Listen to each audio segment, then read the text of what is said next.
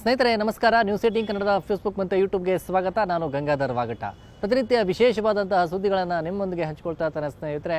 ಮುಖ್ಯವಾಗಿ ಈಗ ರೇಣುಕಾಸ್ವಾಮಿಯ ಕೊಲೆ ಪ್ರಕರಣದಲ್ಲಿ ಈಗ ಮತ್ತೆ ಮುನ್ನೆಲೆಗೆ ಬಂದಿರುವಂಥದ್ದು ಆರೋಪಿಯಾಗಿರುವಂತಹ ಪ್ರದೋಷ್ ಮಾಫಿ ಸಾಕ್ಷಿಯ ಅರ್ಜಿ. ಈಗ 59ನೇ CCH ಕೋರ್ಟಲ್ಲಿ ಈ ಒಂದು ಅರ್ಜಿ ವಿಚಾರಣೆ ನಡೀತಾ ಇರುವಂಥದ್ದು. ಖುದ್ದಾಗಿ ಎಲ್ಲ ಆರೋಪಿಗಳು VC ಮೂಲಕ ಹಾಜರಾಗ್ತಾ ಇರುವಂಥದ್ದು. ಇದರಲ್ಲಿ ಮಾಫಿ ಸಾಕ್ಷಿ ಅರ್ಜಿಯನ್ನು ಪರಿಗಣಿಸಬೇಕು ಅಂತೇಳಿ ಈಗ ಪ್ರದೋಷ್ ಅರ್ಜಿಯನ್ನು ಹಾಕ್ಕೊಂಡಿದ್ದಾರೆ. ಆ ಅರ್ಜಿ ವಿಚಾರಣೆ ಈಗ ಕೋರ್ಟಲ್ಲಿ ನಡೆದಿರುವಂಥದ್ದು. ಅದರಲ್ಲಿ ಪ್ರಮುಖವಾಗಿ ಈ ಮಾಫಿ ಸಾಕ್ಷಿ ಅರ್ಜಿಯ ಒಂದು ಕಾನೂನಿನ ಪರಿಣಾಮಗಳೇನಾಗುತ್ತೆ ಅನ್ನೋದ್ರ ಬಗ್ಗೆ ಖುದ್ದಾಗಿ ನ್ಯಾಯಾಧೀಶರು VC ಮೂಲಕ ಹಾಜರಾಗಿದ್ದಂಥ ಪ್ರದೋಷ್ನನ್ನು ಕೂಡ ಪ್ರಶ್ನೆ ಮಾಡಿರುವಂಥದ್ದು.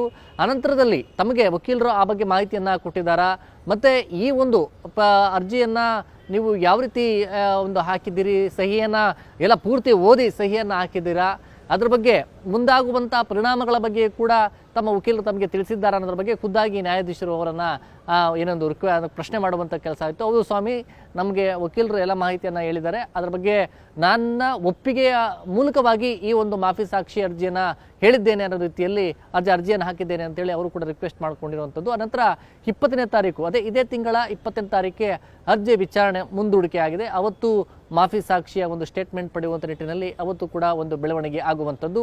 ಈ ಮೂಲಕವಾಗಿ 20ನೇ ತಾರೀಕು ಬಹಳ ಮುಖ್ಯವಾಗಿ ಅವತ್ತಿನ ಬೆಳವಣಿಗೆ ಏನಾಗ್ಬೋದು, ಮಾಫಿ ಸಾಕ್ಷಿಯ ಅರ್ಜಿ ವಿಚಾರಣೆಗೆ ಸಂಬಂಧಪಟ್ಟಂತೆ ಇಡೀ ಘಟನೆಗೆ ಸಂಬಂಧಪಟ್ಟಂತೆ ಮಾಫಿ ಸಾಕ್ಷಿಯ ಒಂದು ಸ್ಟೇಟ್ಮೆಂಟ್ ಏನಿದೆ ಆ ನಿಟ್ಟಿನಲ್ಲಿ ಯಾವ ರೀತಿ ಒಂದು ಹೇಳಿಕೆಯನ್ನು ದಾಖಲು ಮಾಡಿಕೊಳ್ತಾರೆ, ಹೇಳಿಕೆಯನ್ನು ದಾಖಲು ಮಾಡುವಂಥ ಸಂದರ್ಭದಲ್ಲಿ ಅವರ ಹಾವಭಾವ ಆಗಿರ್ಬೋದು, ಮತ್ತು ಯಾವ ರೀತಿ ಪ್ರೆಸೆಂಟೇಷನ್ ಮಾಡ್ತಾ ಇದ್ದಾರೆ ಅನ್ನೋದು ಇವೆಲ್ಲವನ್ನ ಕೂಡ ನ್ಯಾಯಾಧೀಶರು ಅವತ್ತು ಪರಿಗಣಿಸ್ತಾರೆ. ಒಂದು ವೇಳೆ ಆ ಮಾಫಿ ಸಾಕ್ಷಿಯನ್ನು ಅರ್ಜಿಯನ್ನು ಅಂದರೆ ಅವರ ಸ್ಟೇಟ್ಮೆಂಟನ್ನು ಪರಿಗಣಿಸ್ತಾರಾ ಇಲ್ವಾ ಅನ್ನೋದು ಬಹಳ ಕುತೂಹಲ ಇರುವಂಥದ್ದು. ಅವರು ಕೊಡುವಂಥ ಹೇಳಿಕೆ ಮೇಲೆ ಅದು ನಿರ್ಧಾರವಾಗಲಿರುವಂಥದ್ದು. ಇದರ ನಡುವೆ ಮತ್ತೊಂದು A10 ಆರೋಪಿಯಾಗಿರುವಂತಹ ಏನು ವಿನಯ್ ಏನಿದ್ದಾನೆ, ಆತನು ಕೂಡ ಈಗ ಏನು ಪ್ರದೋಷ್ ಮಾಫಿ ಸಾಕ್ಷಿ ಅರ್ಜಿ ಆಗ್ದಂಗೆ ತಾನು ಕೂಡ ಈಗ ಮಾಫಿ ಸಾಕ್ಷಿ ಅರ್ಜಿಯನ್ನು ಈಗ ವಿನಯ್ ಪರವಾಗಿ ವಿನಯ್ ಕೂಡ ಹಾಕಿರುವಂಥದ್ದು ಅರ್ಜಿಯನ್ನು ಇವತ್ತು ಬಹುಮುಖ್ಯವಾಗಿ ವಿನಯ್ ಒಂದು ಸ್ಟೇಟ್ಮೆಂಟ್ ಮಾಫಿ ಸಾಕ್ಷಿ ಅರ್ಜಿಯನ್ನು ಪರಿಗಣಿಸಬೇಕಾ ಬೇಡವಾ ಅನ್ನೋ ನಿಟ್ಟಿನಲ್ಲಿ ಇವತ್ತು ಕೂಡ ವಿಚಾರಣೆ ಇದೆ. ಆ ಕೋರ್ಟಲ್ಲಿ ಇವತ್ತು ಅದ್ರ ಬಗ್ಗೆ ಏನು ಬೆಳವಣಿಗೆ ಆಗುತ್ತೆ ಅನ್ನೋದು ಕೂಡ ನೋಡಬೇಕಾಗುತ್ತೆ. ಈ ನಿಟ್ಟಿನಲ್ಲಿ ಒಬ್ಬರು ಪ್ರದೋಷ್ ಆಯಿತು, ಈಗ ಮತ್ತೊಬ್ಬ ಅನ್ನೋ ರೀತಿಯಲ್ಲಿ ಈಗ ವಿನಯ್ ಕೂಡ ಮಾಫಿ ಸಾಕ್ಷಿ ಅರ್ಜಿಗೆ ಮುಂದಾಗಿರುವಂಥದ್ದು. ಆ A10 ಆಗಿರುವಂಥ ವಿನಯ್ನ ಪಾತ್ರ ಮತ್ತು ಆ ಘಟನೆಗೆ ಸಂಬಂಧಪಟ್ಟಂತೆ ಯಾವ ರೀತಿ ಸ್ಟೇಟ್ಮೆಂಟ್ ಕೊಡ್ತಾರೆ ನೋಡಬೇಕಾಗುತ್ತೆ. ಆದರೆ ಇಲ್ಲಿ ಪ್ರದೋಷ್ ಅರ್ಜಿಯನ್ನು ಹಾಕಿರುವಂಥ ನಿಟ್ಟಿನಲ್ಲಿ ಮಾಫಿ ಸಾಕ್ಷಿ ಅರ್ಜಿಯನ್ನು ಪರಿಗಣಿಸಬೇಕು, ಇಲ್ಲಿ ನಾವು ಮೊದಲಾಗಿದ್ದೀವಿ ಅನ್ನೋ ನಿಟ್ಟಿನಲ್ಲಿ ಅವರ ವಕೀಲರು ಕೂಡ ಅದನ್ನು ಸಮರ್ಥನೆಯನ್ನು ಮಾಡಿಕೊಳ್ತಾ ಇದ್ದಾರೆ. ಈಗ ಪ್ರದೋಷನ ಮುಖ್ಯವಾಗಿ ಆ ಅರ್ಜಿಯನ್ನು ವಿಚಾರಣೆ ಬಗ್ಗೆ ಅದು ಗಂಭೀರತೆಯನ್ನು ಪಡ್ಕೊಂಡಿದೆ. ಆ ನಿಟ್ಟಿನಲ್ಲಿ ಈಗ ಮತ್ತೊಂದು ಕಡೆ ಈಗ ಈ ಮಾಫಿ ಸಾಕ್ಷಿ ಅರ್ಜಿಯ ಟೆನ್ಷನ್ ಈಗ ನಟ ದರ್ಶನ್ ಆಗಿರ್ಬೋದು, ಪವಿತ್ರ ಗೌಡಗೆ ಸಾಕಷ್ಟು ಇರುವಂಥದ್ದು. A1 ಆರೋಪಿಯಾಗಿ ಪವಿತ್ರ ಗೌಡ, A2 ಆರೋಪಿಯಾಗಿ ಈ ಒಂದು ನಟ ದರ್ಶನ್ ಕೂಡ ಇರುವಂಥದ್ದು. ಇವರಿಬ್ಬರ ಒಂದು ವಿಚಾರಕ್ಕೆ ಸಂಬಂಧಪಟ್ಟಂತೆ ಜೈಲಲ್ಲಿ ಈಗ ಆ ಪವಿತ್ರ ಗೌಡಗಳನ್ನು ಬೇರೆ ಬ್ಯಾರಕ್ಗೆ ಶಿಫ್ಟ್ ಮಾಡಿರುವಂಥದ್ದು. ಒಂದು ಕಡೆ ಬೇರೆ ಬ್ಯಾರಕ್ಗೆ ಶಿಫ್ಟ್ ಮಾಡಿದ್ದಾರೆ, ಮತ್ತೊಂದು ಕಡೆ ಮಾಫಿ ಸಾಕ್ಷಿಯ ಒಂದು ಸ್ಟೇಟ್ಮೆಂಟ್ ಇರುವಂಥದ್ದು ಸಾಕಷ್ಟು ಟೆನ್ಷನ್ಗೊಳಗಾಗಿರುವಂಥ ಪವಿತ್ರ ಗೌಡಗೆ ಈಗ ಅನಾರೋಗ್ಯಕ್ಕೀಡಾಗಿರುವಂಥದ್ದು.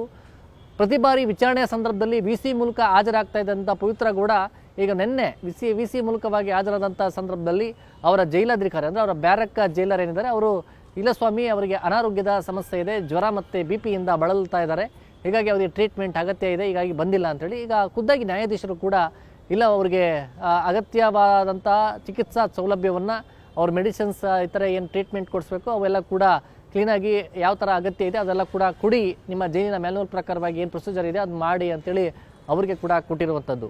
ಅದಲ್ಲದೆ ಖುದ್ದಾಗಿ ಏನು ಮಹಿಳಾ ಆಯೋಗದ ಅಧ್ಯಕ್ಷೆ ಆಗಿರುವಂಥ ನಾಗಲಕ್ಷ್ಮಿ ಚೌಧರಿ ಅವರು ಕೂಡ ನಿನ್ನೆ ಸೆಂಟ್ರಲ್ ಜೈಲ್ ಪರಪ್ನಗರಕ್ಕೆ ವಿಸಿಟ್ ಮಾಡಿದರು. ಅಲ್ಲಿ ಪವಿತ್ರ ಗೌಡರ ಒಂದು ವಿಚಾರಣೆಯನ್ನು ಅಂದರೆ ಅವರ ಅಲ್ಲಿರುವಂಥ ಸಂದರ್ಭದ ಸಂಬಂಧಪಟ್ಟಂತೆ ಅಲ್ಲಿನ ಮಾಹಿತಿಯನ್ನು ಕಲೆ ಆಗಿದ್ರು. ನನ್ನ ಮಗಳಿದ್ದಂತೆ ಅಂತ ಕೂಡ ಅವರು ಅಲ್ಲಿನ ಪರಿಸ್ಥಿತಿಯನ್ನು ನೆನೆಸ್ಕೊಂಡು ಅವರು ಯಾವ ರೀತಿ ಪರಿಸ್ಥಿತಿಯಲ್ಲಿ ಇದ್ದಾರೆ ಅನ್ನೋದ್ರ ಬಗ್ಗೆ ಕೂಡ ಅವರು ಒಂದು ಮಗಳಿದ್ದಂತೆ ಅಂತೇಳಿ ಹೇಳಿದ್ದಾರೆ. ಮತ್ತು ಆ ನಿಟ್ಟಿನಲ್ಲಿ ಕಾನೂನು ಹೋರಾಟವನ್ನು ಅವ್ರು ಮಾಡಲೇಬೇಕು ಅಂತ ಕೂಡ ಹೇಳಿರುವಂಥದ್ದು. ಜೊತೆಯಾಗಿ ಇಡೀ ರೇಣುಕಾಸ್ವಾಮಿಯ ಕೊಲೆ ಪ್ರಕರಣದಲ್ಲಿ ದಿನಕ್ಕೊಂದು ಬೇರೆ ಬೇರೆ ಆಯಾಮವನ್ನು ಪಡ್ಕೊಳ್ತಾ ಇದೆ. ಒಂದು ಈಗ ಆ ನಟ ದರ್ಶನನ್ನು ಅವರ ಕುಟುಂಬಸ್ಥರು ಅಂದರೆ ಅವರ ಪತ್ನಿ ಆಗಿರ್ಬೋದು, ಅವರ ತಾಯಿ ಆಗಿರ್ಬೋದು, ಮತ್ತು ಅವರ ಸ್ನೇಹಿತರಾಗಿರ್ಬೋದು, ಅವರು ಕೂಡ ಅಲ್ಲಿ ಜೈಲಿಗೆ ಭೇಟಿ ಕೊಡ್ತಾ ಇದ್ದಾರೆ. ಈಗ ಒಂದು ಇರುವಂಥದ್ದು ನಟ ದರ್ಶನ್ ಪರ ವಕೀಲರು ಆಗಿರುವಂತಹ ಹಿರಿಯ ವಕೀಲ ಅಜ್ಮತ್ ಪಾಷ ಅವರು ಕೂಡ ಒಂದು ವಾದವನ್ನು ಮಾಡಿದರು.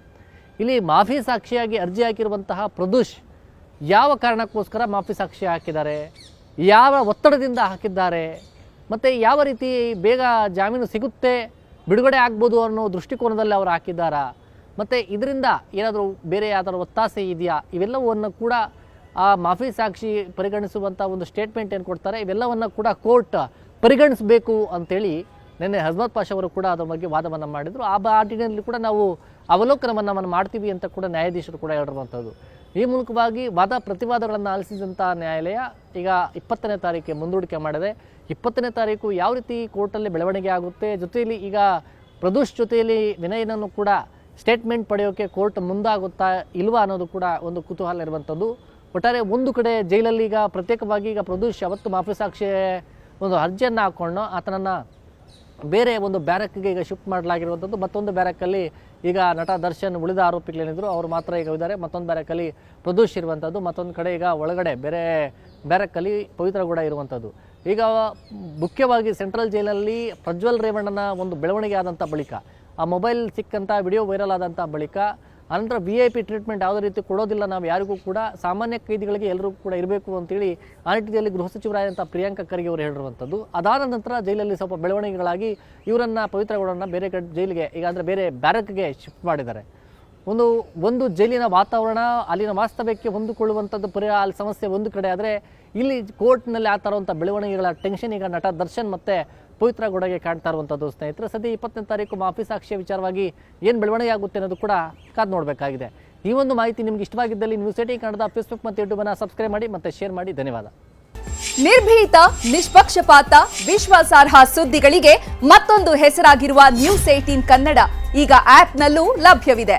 ದಯವಿಟ್ಟು ಇಲ್ಲಿರುವ QR ಕೋಡ್ ಅನ್ನು ಸ್ಕ್ಯಾನ್ ಮಾಡಿಕೊಂಡು ಆಪ್ ಡೌನ್ಲೋಡ್ ಮಾಡೋದಕ್ಕೆ ಮರಿಬೇಡಿ. ನಿಮ್ಮ ಬೆಂಬಲ ಹೀಗೆ ಸದಾ ನಮ್ಮೊಂದಿಗಿರಲಿ. ಧನ್ಯವಾದ.